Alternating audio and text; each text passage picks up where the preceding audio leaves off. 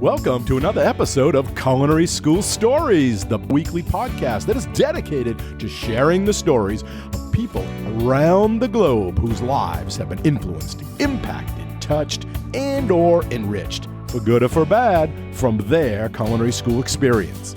Hi, my name is Colin Roach, and I'm your host. Thanks for joining us today. You are an important part of this show, where we ask the question, what's your culinary school story?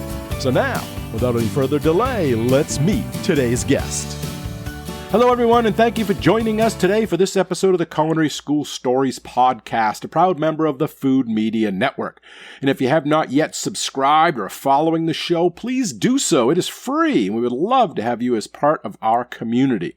You can subscribe through your favorite podcast app, like Apple Podcasts, Google Podcasts, Spotify, or you can do it through our website at www.culinaryschoolstories.com, which is also where we store all of the podcast's past episodes and our guest bios and contact information. So be sure to check out the website and sign up for our free monthly newsletter. Okay, so for today's episode is number 50, episode number 50, the last episode in season 2. Boy, these seasons are flying. And we'll be back in a few weeks with the start of season 3. This podcast is also 1 year old this month. It launched in June 2020, so we are now 1 year. So in our very first episode number 1 was released June 1st, 2020, and our guest for that show was Chef Will Glass. And we thought it was only appropriate to bring him back for this 1 year anniversary. So without any further ado, it is my pleasure to reintroduce and welcome back to the show, Chef Will Glass. Will, thanks for joining us today. Yeah, thanks for having me. Congratulations on the success of this amazing podcast, and entrepreneurs and chefs like mine that went through the crazy stories of culinary school. We're happy to hop on with you and share those experiences and where we are now and how we can help your followers in the future. Oh, thank you so much. I mean, there's so many great listeners out there. I think we've had 7,000 downloads. We've got a lot of followers out there. A lot of people write in emails, and they just love hearing from, people like yourself that have already, walked in that, those shoes, walked that journey, and can share it with those that may be coming behind us, or just people that have already done it themselves and can, kind of reconnect and walk down that memory lane. So that's great. Yeah, exactly. So just like I did at episode 25, which ended our first season, this is episode 50, ending our second, I brought out all the swag. So you can see my shirt here, okay, which I had someone made. I've got my coffee mug. Okay. We've got the picture behind us. I brought it all out because, we have a storefront. I always promote that, and that's at chefroach.com/storefront. And we have a lot of stuff, and I was thinking maybe I could even do a giveaway one time with this. It comes in different colors. This one's a little bit bigger. Oh, okay. And this is the gator. I love this one. This was actually helpful during the pandemic. Okay. But I usually wear it when I'm out fishing and stuff. It kind of protects the neck. So right. A lot of good swag out there. Maybe I'll even do a contest, give away some of that if the listeners want, and we can have a... Yeah, I'll definitely get a mug. Yeah, the mugs are great. They're really cool and stuff like that. So, perfect. So again, thanks for being on here. So maybe just because the listeners, we have new listeners all the time tuning in, maybe we could just start with a quick refresher. Maybe let them know, how did you get your first love of food? Remind us on that again, and how that got you to culinary school. Well, in high school, I went to Peabody High School in Pittsburgh, Pennsylvania, and they had a food service program there.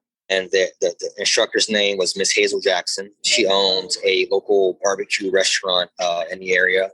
She had quite a few locations. Her husband called King James Barbecue. And when I, stepped foot in Peabody and met her, it's kind of, created, a bond. And, I took the food service elective throughout high school. And actually, by the time I was a senior, I didn't need all the credits to graduate.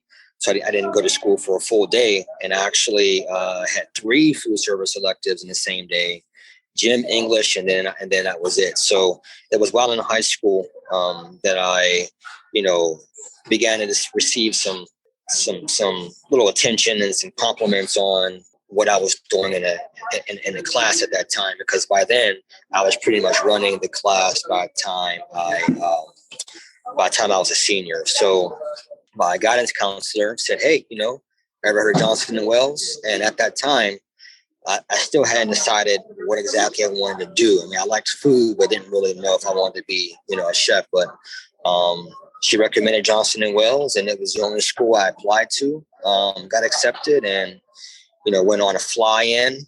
The admissions had a fly-in program, so flew in and saw the palm trees and the stainless steel and knife kit. I said, "Hey, I'm going to give this a try." You're in. So that's what I did. So ended up in Johnson and Wales. So it is one of the best decisions I made. So. Good. You got a 4-year degree there, correct? You got an associate's and a bachelor's? I did. So, the culinary students were like the rock stars there. So, you were just waiting for that white necktie. Whenever you would earn that white necktie. So yes, I did a 4-year program, considered doing nutrition at first, but, I really enjoyed the Miami campus a lot. And I think they started nutrition the sophomore year that I was there, because I know I had the option and when I graduated in 2000 with my associate. So, but yeah, I went through 4 years and did C4. Yeah. And just to explain to listeners might not know, there's different colors, like in a lot of schools, to designate the, freshmen, the sophomore, the seniors, and even the majors, right? Because the baking and pastry had green and culinary was blue. Right. So, so you were working your way up to the white. Right. And I know they changed the uniforms around since then, but your freshman year was a dark blue necktie. Your sophomore year was a light blue. And then junior, senior, it was white. And baking and pastry was dark green. Sophomore year was light green, and the same for them. So, we inspired and looked up to all those. So, that was the culture there at the time.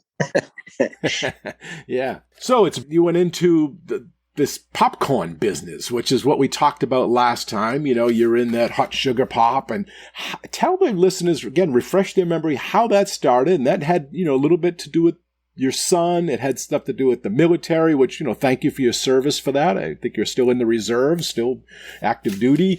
Tell us a little bit about how that materialized, because, for those that are listening, they can hear that background. Will is actually live. He's in his store right now, so that's why you'll hear voices. He has a lot of customers, and in a little bit, we're going to get a tour. He's going to tour us around, so if you're listening to the podcast, you'll hear it verbally, but I'm also recording this, so we'll have the video of it. So tell us about the military, your son, and how it materialized into a popcorn business. Right, so in between my sophomore and junior year, I joined the Army, and as a nutrition care specialist, which is basically one of the cooks that works in the hospitals, because at that time I was seriously considering culinary nutrition. Being in Florida and around the athletes and that wealthy population, I was thinking about becoming a personal chef. But so I joined the military.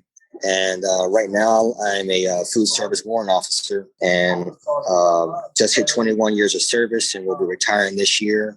Wow! Congratulations! Thank you. And my wife was stationed at Fort Bragg, and we were already making popcorn for our oldest son, who has multiple food allergies, and he had eczema really bad, and basically through a process of elimination, we realized popcorn was something that he could eat. So we were always making it. And then when we landed here in North Carolina, Fort Bragg, and we began to share with our friends around here, it just quickly took off around the installation and around the Fayetteville community.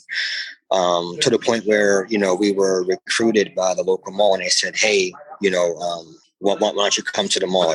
We're trying to bring more local businesses into the mall." And so we opened in the Cross Creek Mall in 2019, and thankfully we're still here.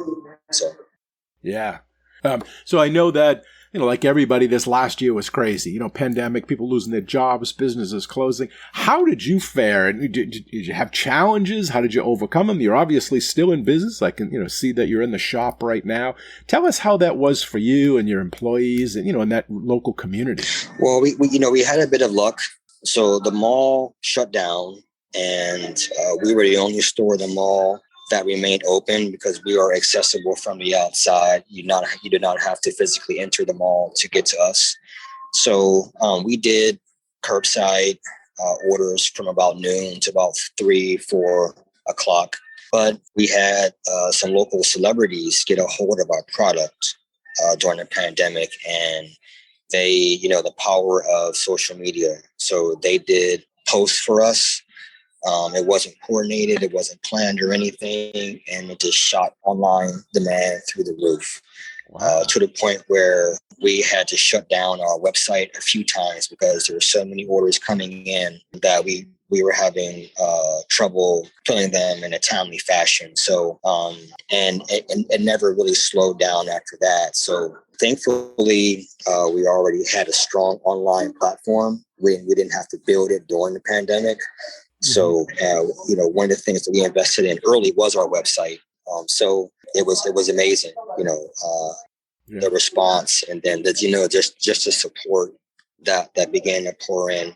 So our retail foot traffic, obviously did kind of decrease a bit, and the mall is just now starting, to pick back up. People are now, vaccinated and feeling more comfortable coming around. So it's picking back up. But thankfully, we received, all the assistance that was available for small businesses through the SBA. So that, the paycheck protection and all those things really helped.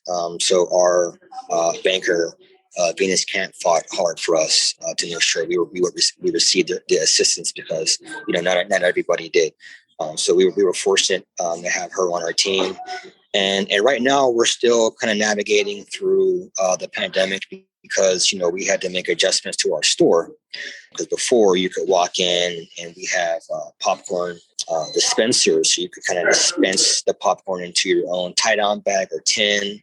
We had to remove that and, of course, restrict access so they couldn't walk around to the store and touch the merchandise. So we're just now figuring out, okay, how do we want to, reopen, as you will, to a lot of customers who don't know we're here. So, the Fayetteville area is interesting because Fort Bragg is the largest military by population. So it's very transient. So, the same customers that may have been here last year, they may have PCS'd by now. So there's over 50,000 soldier members on the installation. So they rotate frequently. So we know that there's a lot of people who don't know we're here, don't know there's a popcorn company here. So as soon as they do know, they might leave and new ones come in. So you constantly have to get the word out. Correct. So we're in a phase right now where we're kind of redecorating the store, and we'll have some different promotions going on. But it was very challenging. I didn't have to lay anybody off, but there was just for maybe like 4 months, it was just me and the manager here. Right. And then we were, once online exploded, we brought people back in and volunteers came in, and you couldn't even move around the store. There was so much inventory and boxes, but well, that's good that online kind of helped support you through this time where you didn't get the foot traffic. But this might be a great time to tell them that we didn't even introduce the name of your store and your website because we're talking about it. Maybe the listeners out there want to check it out. So what is the name? How did you come up with it? And what's your website's address? The name of the company is HotSugarPop. I don't know how I came up with the name. It just came to me. One day, my wife and I had quite a few names in our focus group, but it's not that it was voted as the best name, but it got the most reactions from the people that we asked. They were like, well, what is that? So we went with that name. And the website is just www.HotSugarPop.com. And it's the same on our Instagram and the same on our Facebook. So just Hot Sugar Pop. Great. And I'll link those in the show notes just in case anyone's listening. But how do you explain it? How would you explain your business? A gourmet popcorn manufacturing, retail, online store? Yes, exactly. right. Because everything flows out of this location. So, our wholesale orders come from here. We have various wholesale orders around Fayetteville, downtown, Cameron, Southern Pines, Raleigh, and then so the wholesale is fulfilled here, online is fulfilled here. Then we have the retail location. So everything comes out of this store. We just launched the Hoppy Pop brand. Oh, that's alcohol infused? Correct. Yeah. So, I have a love of craft beer. And, when I come across one that I think will pair well with our recipes, we go ahead and infuse it. And then we sell those here in the store as well. And then, that very, very popular in the local tap rooms and the breweries. And, because of that, we have, quite a few wholesale accounts for different breweries. But yeah, that's kind of what we are. And you make all that popcorn right there on site. You flavor it. How many flavors do you have? Currently, maybe about 15 or 20. And then, we have some that we bring in for flash deals and they rotate. So I would say out of that 20, there's only about 15 or 12 that are permanent flavors. So, but we follow that crazy National Day calendar. There's like a national day for like everything. So if there's our June calendar, quite a few flavors. We made a Rocky Road. At the beginning of the month, it was a National Rocky Road Day. So we made a Rocky Road pop. Are you the person that comes up with the recipes? Do you have other team members? How's that inspired? If it's National Taco Day and you want to make a taco popcorn, how do you test that? How do you go through that process? We just make something in the back.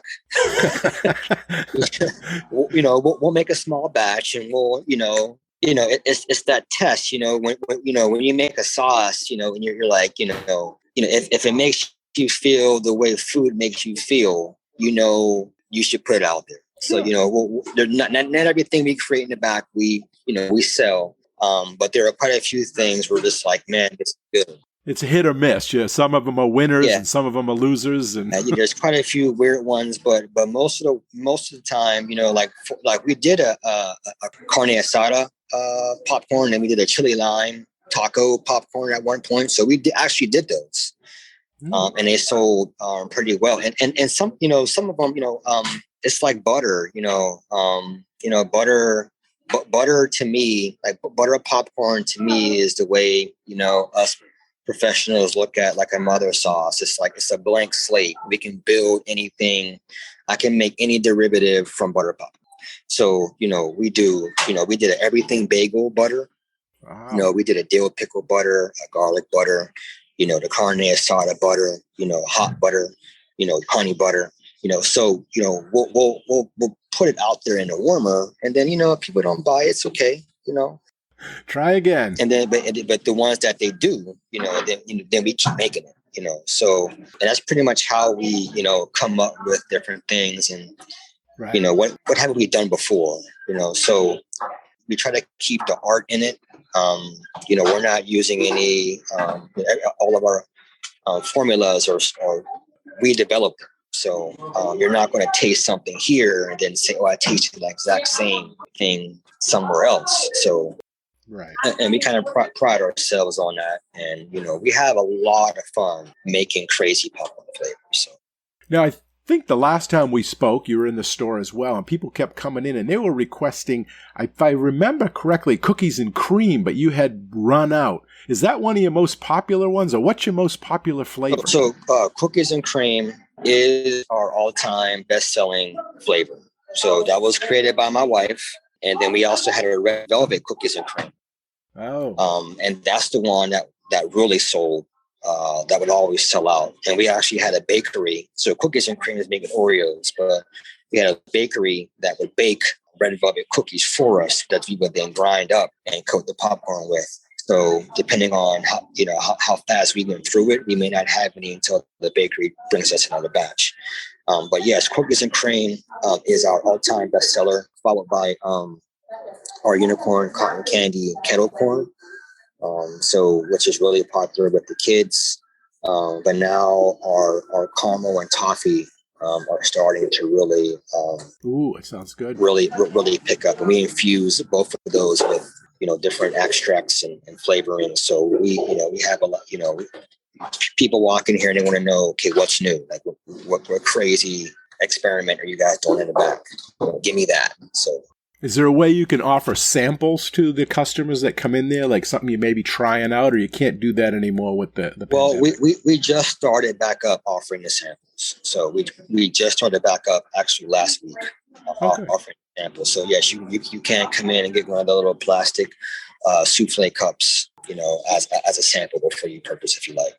That's a great way to get feedback right there. It's like a focus group, and they'll tell you, "Oh, this is great or bad," or you can make changes. Yeah, and we used to have free Butter Fridays, where a lot of those butter experiments we would make, and it was just free. And then we get the reaction. We would build social media content that way, and that's something else that we're going to be starting back up next week as well. Yeah. I know I've ordered some, and my kids, they just love it and stuff. And we even, on this show, we had a contest. We had a giveaway that you could, through King Sumo, and I think you donated 3 different tins, 3-gallon tins of variety of popcorns that anyone could choose. And we had 3 listeners, so maybe we'll do that again sometime. And, Sure. We'll put a contest on. So if you're listening and you go check out the website and start thinking about some flavors and place an order, but also keep your eye out for a future contest. Or if you follow our newsletter, I'll put it in that and we'll announce it. And, maybe we'll do that, before the end of the summer. Definitely. Now, what about franchising? Has anyone approached you wanting to replicate your store, or have you thought about multiple locations for yourself? They have. So we receive inquiries quite a bit, and it's for those aspiring entrepreneurs listening, it's 100 miles an hour, and I remember, 2018, 19. I don't even I didn't even really see my kids for 2 years. Wow. So we were always popping. And the reason why is because before we had the store, I would work. I had a job then, and then I would pop at a rental kitchen at night. So, and then once the store opened, I was here every day. So we were just now we were starting to get some structure in our to maybe kind of have a template of what we could do and take somewhere else. But like I said, those listening will find out that you're doing your marketing, you're doing your long-term, short-term strategic planning, you're doing your social media, you're actually washing dishes, taking out the trash, making the product yourself, depending on what it is. So we haven't really had time to really think about, okay, if we were to franchise, how to look, what would we want. We do receive quite a bit of inquiries, and we are considering it. And we would personally like to have locations in tourist areas, like Orlando, Las Vegas, California, places like that.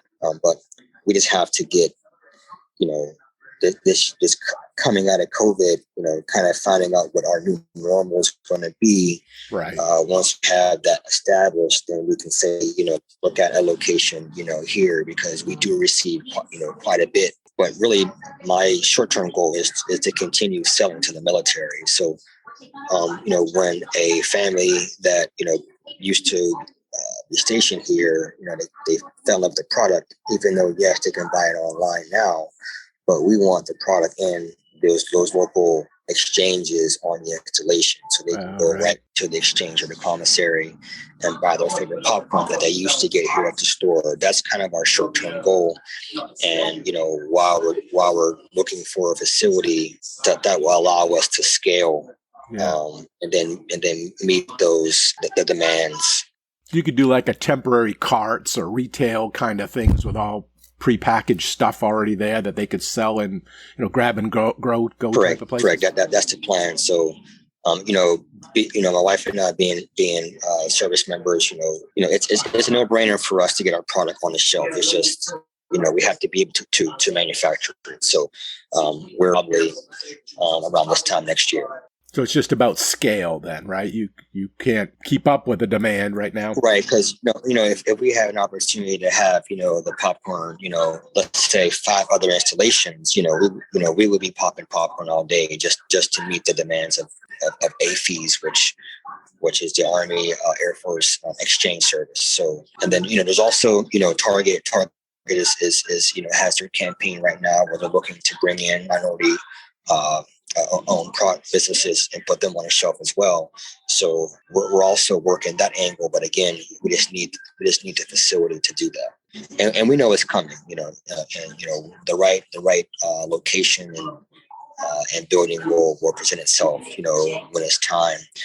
We thought we were there last year, but it was probably a good thing. But things didn't quite work out with the town, but that's okay. We're still pursuing that. And we know we'll get there soon.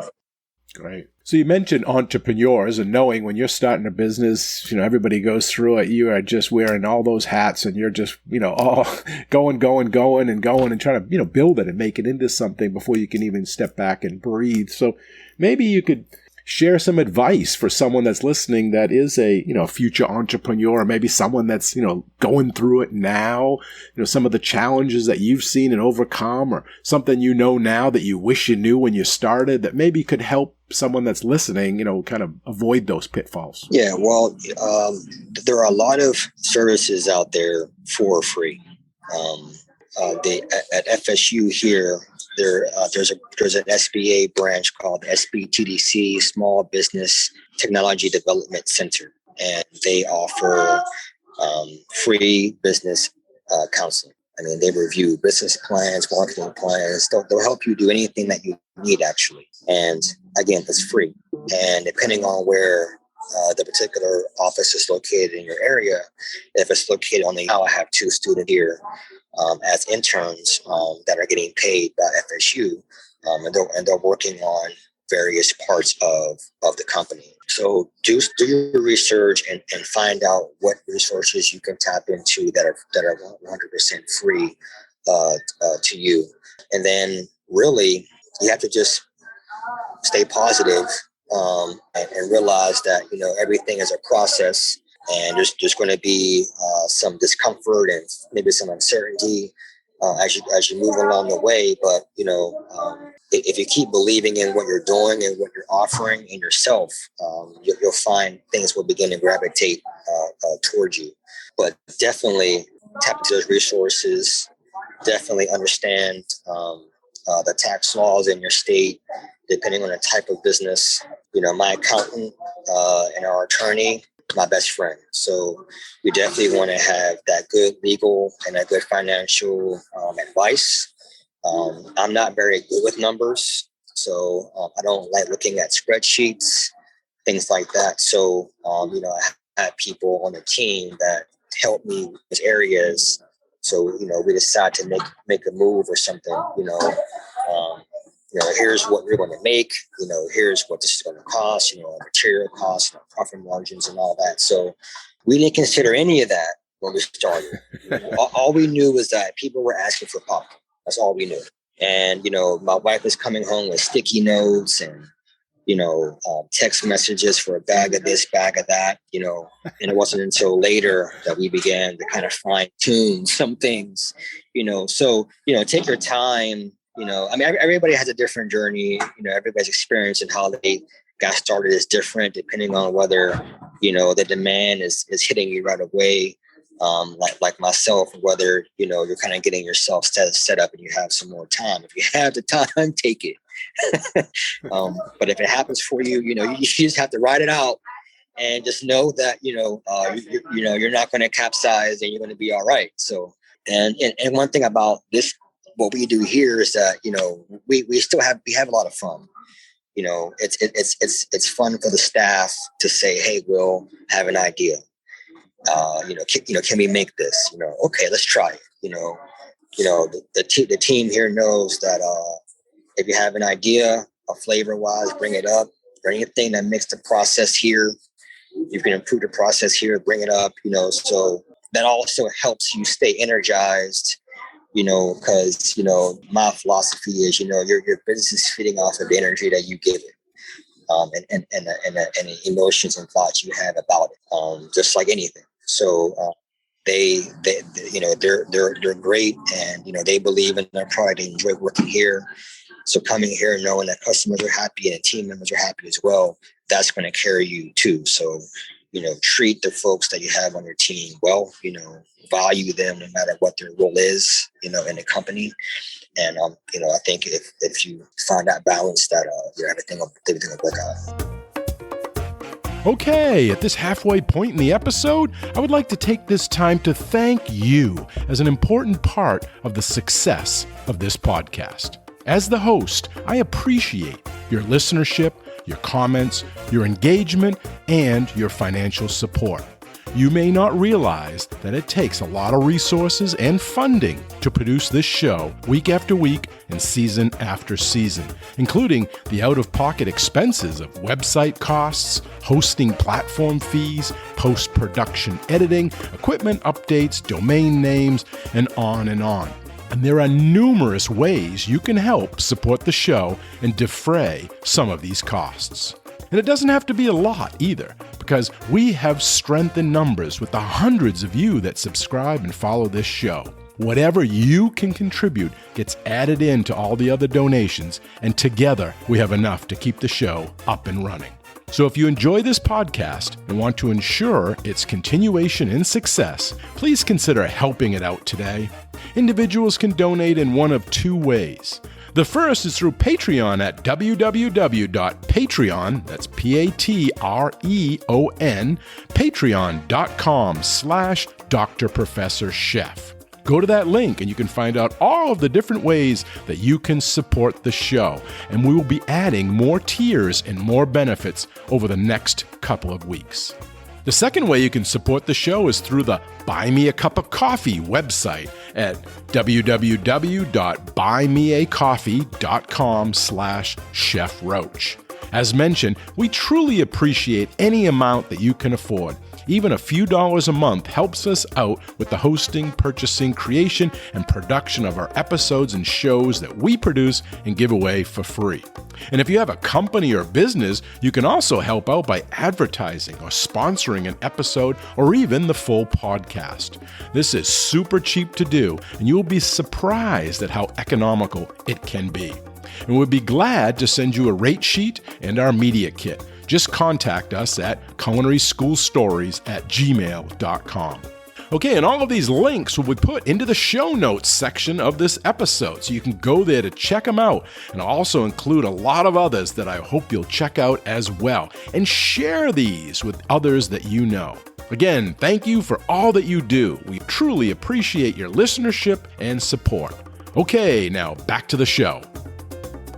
Yeah, it's funny how life has the paths for you, because I'm sure when you were in culinary school, you never thought, I'm going to open up a popcorn company. Never. Right? It was probably his father's thing. Never. So now you're there. Do you see anything from culinary school that, helps you? Like, what you're using, what you learn now in your current business? Oh, yeah. Oh, yeah. Very, anal about sanitation. You want your facility to be clean. We had many adopt a pot days, and as we're getting ready to leave a particular rotation, and I'm Serve Safe qualified here. I need to get the manager Serve Safe qualified, but sanitation here is a big one, and presentation. So that was a big focus, of course, in school. Of course, the 5 factors that go into plating don't necessarily applicable here, but when we're packaging up something and putting it in, a tin or a bag, I'm still looking at my color, my texture. Of course, not so much height or anything like that, but those things are still kind of embedded in me, that, you want, when that plate is presented in front of the customer, when that customer opens up that tin, you kind of want them to have that same feeling towards the product. So, and even when it comes to the packaging, I was just had to tell some new team members about, when you get an Apple product, the packaging looks state of the art. They're known for that. It's a good first impression. And so even down to the way a box is taped, So there are a lot of little details that were embedded in me during school that I'm carrying over here. I'm not carrying over that fire and brimstone mentality. The crazy chef mentality. That I experienced, even though in the military it came out of me at times, but not so much here. But yes, definitely. I have, my manager has a chef coat. I know we're making popcorn, but she has a chef coat. Yeah. I have one as well. And she's on the floor, she needs to, look like she's in charge, Right. So she has a chef coat. So. Well, that's that marketing, but also you've learned customer service, right. That recipe ideation, how to come up with stuff, the process. So I'm sure all those things, come into play. Right. So, and, there was a couple of folks here that wanted, hey, I went on a restaurant one day and blah, blah, blah, blah, blah. And I just said, you know what? Why are you here? Like, you need to go work at a restaurant then. Like, I can teach you all I know, but, if that's what you want to do, I would go try to find a job in the kitchen, where you're going to learn, develop your palate. And so one guy said, hey, you know what? I got a job at a restaurant. I said, hey, man, congratulations. Go cook something, be great, Yep. Life's short. Yeah. Get involved. Yeah. So, I do try and tap into the skill sets of the team members that I have. The ones that do graphic design, they work on different things for me. A couple of them that are engineers, in school, they work on some things, I pick their brain, so I try and learn from the team members too. But awesome. Hey, now why don't you take us on a tour? And you're going to have to do a verbal explanation as you're doing it, because this is a podcast, though I am doing this as a video for the YouTube channel too. But for those that are listening, as we kind of go, explain what we're seeing and what the store is like, and then we'll get into the back and we see where you manufacture the popcorn and all of those things, and that'll be great. So look, you get all the popcorn containers in the back. Now those are all empty, I'm guessing, right? And someone just picks one of those out and fills it with their own. Right. So when a customer comes in, these are our 2-gallon tins here.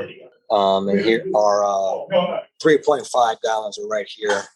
Wow, that's a and good then one. We have our little half gallons down here. So these were what's the most popular size? The 2 gallon.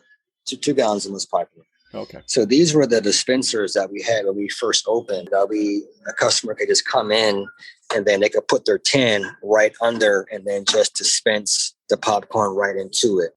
Oh, right. So customers love that. But we took it down. We haven't filled it up because of COVID, but we're thinking about putting different candy in it.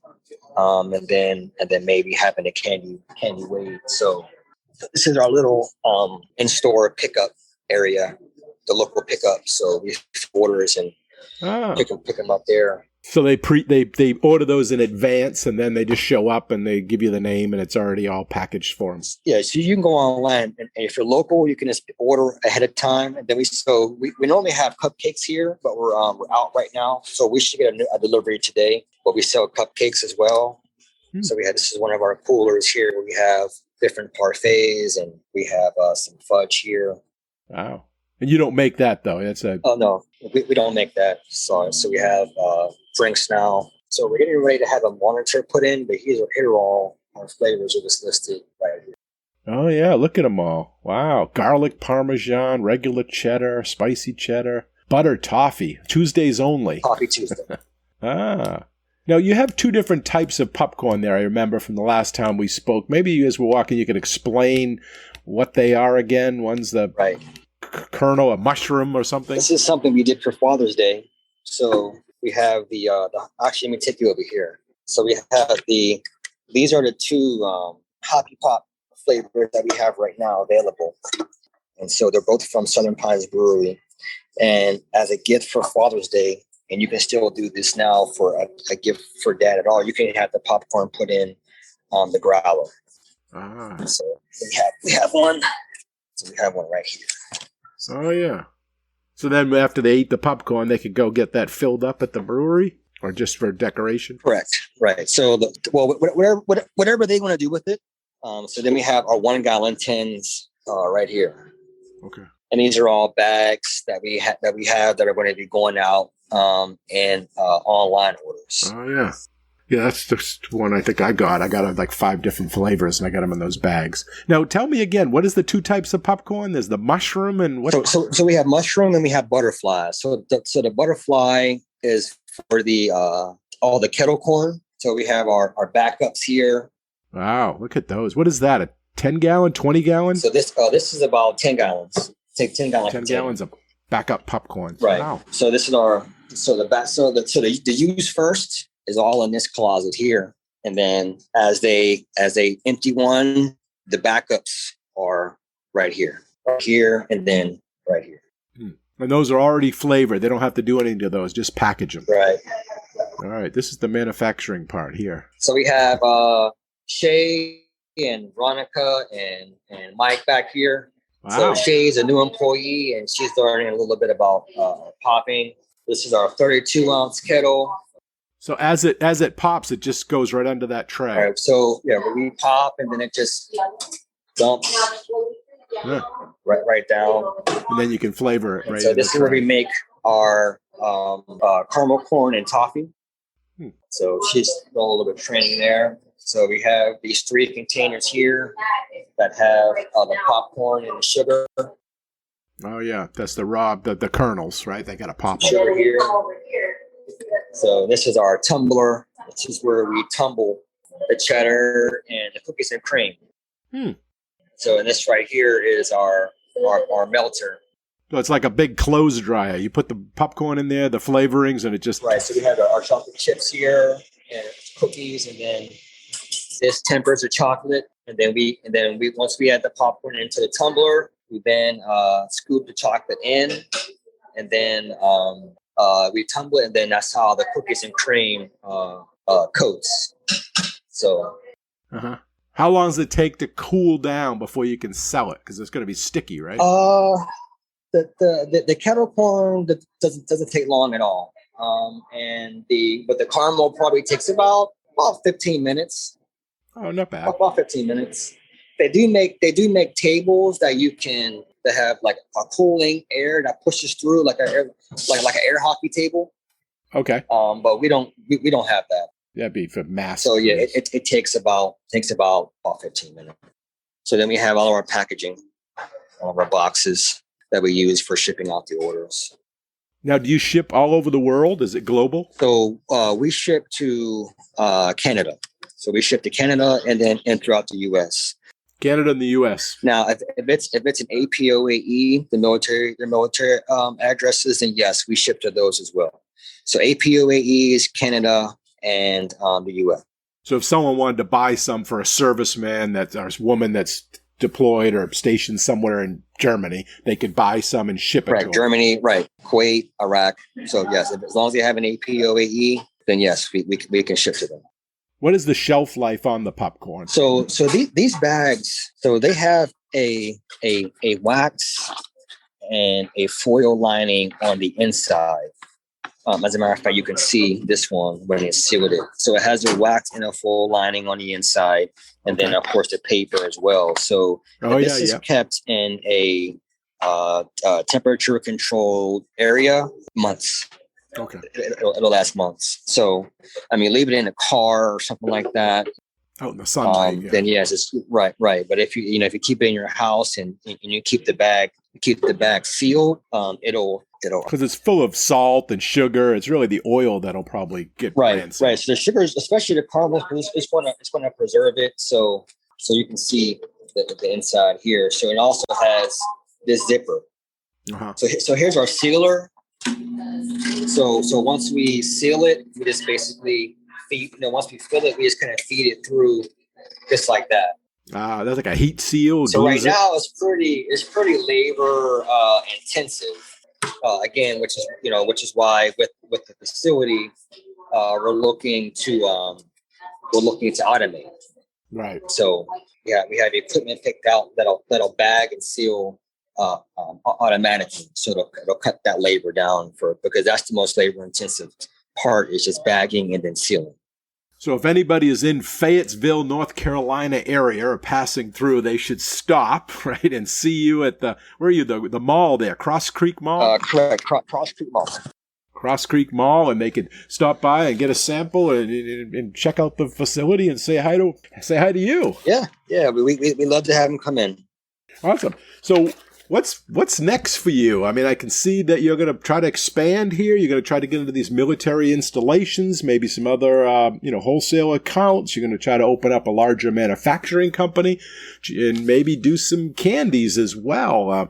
Is that the long-term goal? What else you have on your plate? Right. So we're focusing on getting the store ready.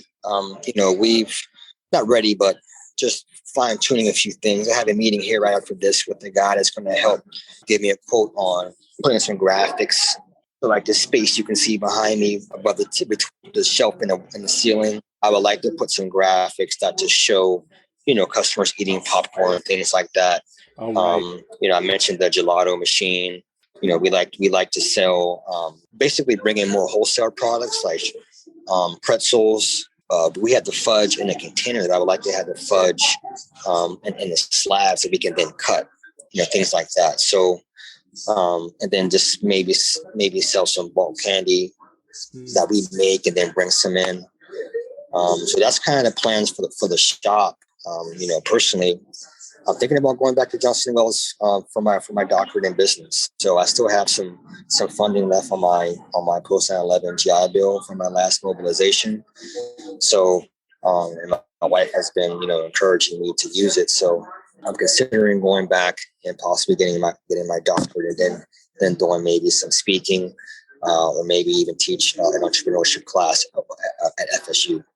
Great. Awesome. That's an honorable thing. Keep lifelong learning. Right. And is your wife still in the military as well? She is. She's in for the long haul, which is fine. So, but yeah, she's still serving. So, she is a career manager right now for all the nurses in the Army. Loves what she does. So, the goal is to retire her early. If I can, but if not, then she'll go ahead and continue serving. So proud of her. Try to support her doing what she's doing. So but me, I'm done. So, 20 years, that's a long time. I had a lot of fun. I learned a lot. Being a Food Service Warrant Officer is huge responsibility. It's a huge commodity to manage. But I've had a lot of fun doing it. But I want to focus right now 100% on HotSugarPop. Right. Now, what about your children? You have 3, I believe. What do they think of the store? Are they excited? Do they come in? Do they, do they want to take over? Do they want to get into business? Well, my son is an artist. He's in the early college program right now here. And, he wants to go into school for business and open up some type of graphic design agency. And then, he'll be a sophomore this year. And then my daughter, she's 10. She actually has a YouTube channel. She wants to be a YouTuber. Wow. So she started her YouTube channel maybe about 2 months ago. She has more views than I do on my company's YouTube channel. And I actually have a lot of fun helping her build her content. So if you go to HotSugarPop's YouTube channel, all that content that you see on there is content that I did with my gimbal, so in my phone. But yeah, she's also plays the guitar, so loves the guitar. Then my youngest, my 6-year-old, he's just kind of doing whatever my daughter does. He is the front man of their band. So, but they all work in the store. Ty is right now just kind of having, I didn't want to bring him in right away because, he took on a lot of responsibility since the kids were virtual. While I was here at the store, he was working, cooking. Ty loves to cook now as well. So I'm kind of giving him some breathing room. Zori was here with me Monday through Wednesday, working here in the store. So she actually created a flavor that we released today. She was excited about that. What was the flavor? So her nickname is Momio. and her flavor is called Mount Momio. She wanted it to look like a volcano lava. So it is orange creamsicle and cherry kettle corn. And it has like a light dusting of Oreo crumbs on it.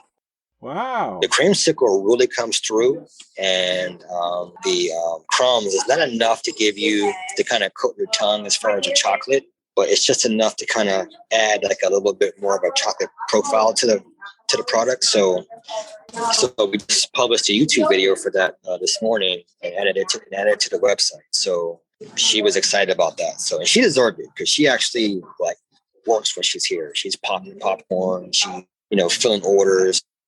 She's just 10. So, she wants me to share everything. So, right. And then my son, he's also a popper. So he doesn't like to register.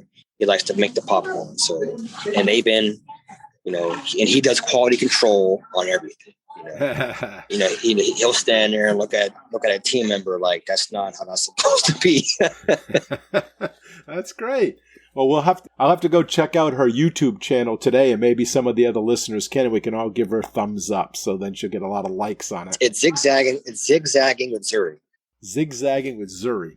Well, that's great, Will. We wish you the best of the luck, the rest of this year with your business and the growth, and hopefully we'll have you on the show again, giving us updates, and I'm going to put all of your links in the show notes, so the people that are listening, please go out and check out his company there, and the website, and buy some of that popcorn, and we'll get a contest going soon. So the listeners there, I'll send that information out, and you can possibly even win some of that yourself. Right.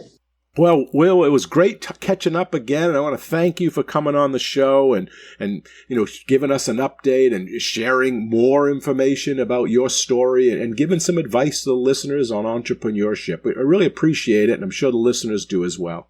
Yeah, always look forward to an opportunity to give some feedback and share my experiences and help the next one coming up. So, well, it was great talking. I enjoyed our chat. Now, you take care. Bye-bye. All right, Chef. And a big thanks and appreciation also goes out to all of you, the listeners. We hope you enjoy the show and this episode. You all are a big part of this show, so please let us know what you think. Your comments are always welcome, and they help us in making the best show possible. You can email them to culinaryschoolstories@gmail.com. That's culinaryschoolstories@gmail.com. Or even leave us a voicemail at area code 207-835-1275. That's area code 207-835-1275. And if you like the show, we have a big ask of all of you, and that is to share the podcast with everyone you know and to give us a positive rating and review on Apple Podcasts. Okay, until our next Culinary School Story, take care and be well. Bye-bye. Culinary School Stories is a proud member of the Food Media Network.